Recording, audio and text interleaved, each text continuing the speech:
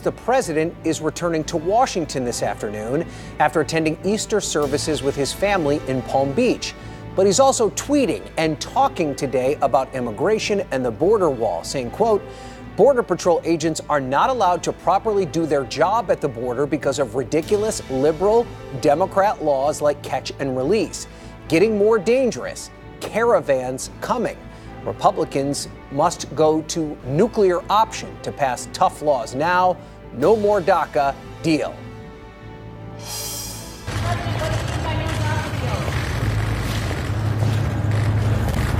Mexico has got to help us at the border. If they're not going to help us at the border, it's a very sad thing between two countries. Mexico has got to help us at the border. And a lot of people are coming in because they want to take advantage of DACA. And we're going to have to really see. They had a great chance. The Democrats blew it. They had a great chance, but we'll have to take a look. But Mexico has got to help us at the border. They flow right through Mexico. They send them into the United States. Can't happen that way anymore. Thank you.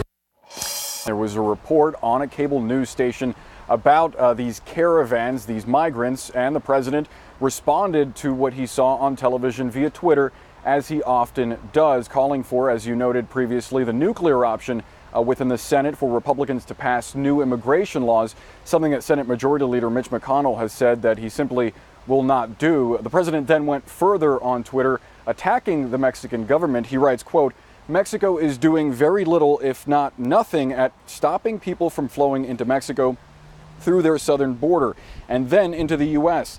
They laugh at our dumb immigration laws. They must stop the big drug and people flows, or I will stop their cash cow, NAFTA, need wall.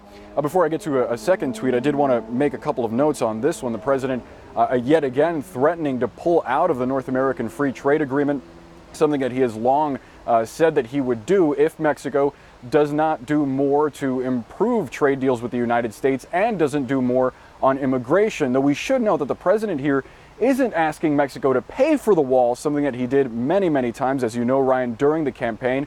And that's noteworthy because just this week, we heard from officials at the Pentagon that the president had been discussing with the Secretary of Defense, James Mattis, the potential for the Department of Defense to fund the border wall, the $25 billion that he's requested to construct it. Now, here's the second tweet from President Trump. He writes, quote, these big flows of people are all trying to take advantage of DACA. They want in on the act. It's not exactly clear what the president means by this, because anyone that arrives in the United States today or even yesterday or a few months ago wouldn't be eligible for DACA. Eligibility notwithstanding, the president ended the program back in September, though courts have since ruled that dreamers that are here in the United States are eligible to stay and that the program can continue until they finally decide exactly what to do. Renewals are still available for DACA, but it's not like anyone that's arriving in these flows that he's talking about can use that program, Ryan. Yeah, an important distinction there, Boris. If you're already here and a recipient of the DACA program, you can renew. But if you're part of this migrant group attempting to get over the border, it wouldn't apply to you today.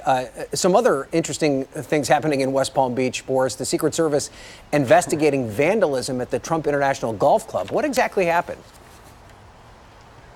Yeah, this is an interesting story, kind of a strange development. It appears that overnight someone threw red paint on top of a sign that's at the entrance of the Trump National Golf Course here in Palm Beach, where the president likes to spend his mornings on the weekend. It does not look like the president was there when this happened. Some teams with the press saw officials cleaning it up this morning. It appears that the Secret Service is investigating and that the president was not there when this took place, so there was no real danger at that time, Ryan. All right, Boris Sanchez in West Palm Beach, Florida. Boris, thank you. So let's talk about all of this now. And here with me is Washington Bureau Chief for the Chicago Sun-Times, Lynn Sweet, and Time Magazine contributor Jay Newton-Small. Lynn, let's start with you. The president in a tweet this morning saying no more DACA deal, and he's really putting the blame on Democrats after watching a report on television. Did the president just shatter any more hope for the Dreamers?